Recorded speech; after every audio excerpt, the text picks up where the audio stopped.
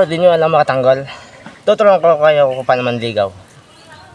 Pero kahit nung kanina doon sa amin, may pumunta kanina. May pumunta kanina, sinabihan ko siya ng mahal kita, where I love you.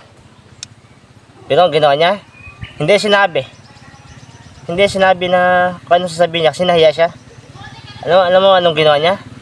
Isinulat niya na sa papel.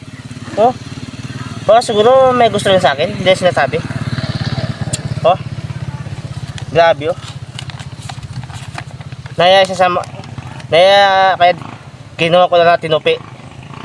Dito ko binasa. At ito nakita ko at nabasa ko. Oh. Tingnan niyo.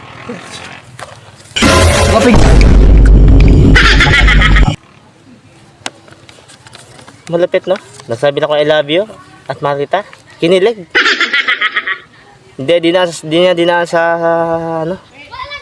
Sa salita. Sinulat niya pa mismo. Dahil nahiya siya. Uso pa pala yung love letter na yun?